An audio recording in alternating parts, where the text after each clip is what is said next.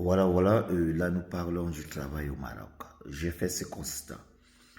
Vous savez, depuis un bon bout, je prends la peine de poser des questions, j'essaie de rentrer dans les sources pour savoir comment ça se passe.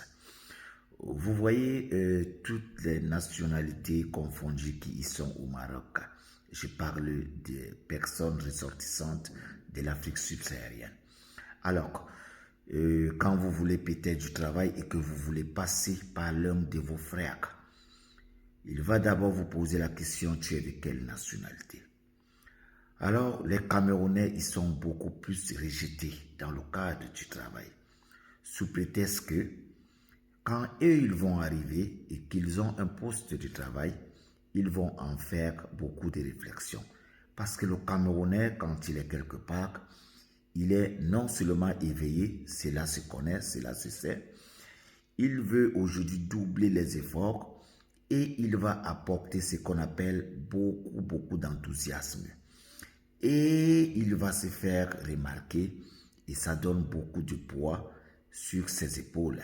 Et en ce moment, il peut avoir un petit poste et devenir plus tard responsable.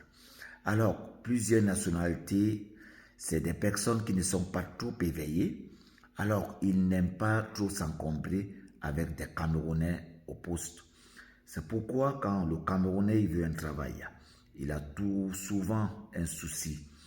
On pose la question, tu es d'où? Et quand il a dit, je suis du Cameroun, ah ben voilà, ça devient difficile. Mais je demande encore à ces subsahariens confondus de toutes les nationalités. Notez que nul n'est né parce qu'il a fait un choix. Mais Dieu en a fait aujourd'hui les premiers et les derniers. Mais sauf que le dernier aussi est compté, c'est pour ça qu'on compte premier pour dernier. Si un Camerounais est en face de vous et que vous voyez que vous pouvez en bénéficier, pourquoi ne pas proposer un poste qui est meilleur pour tout le monde? Alors, quand vous avez des soucis parfois en communauté, quand vous avez souvent des dérives, quand vous avez souvent des situations, c'est des Camerounais qui viennent régulariser ou encore régler vos situations. J'en ai aujourd'hui donné plus de 100, 600, 800, 1000 personnes qui en ont bénéficié de mon côté et ils se connaissent. On ne va pas citer les noms des gens. J'ai positionné beaucoup de personnes qui n'étaient même pas des Camerounais. Mais seulement, je me dis, nous sommes tous des Africains subsahariens. Nous cherchons le pain au quotidien et nous savons pourquoi nous sommes là.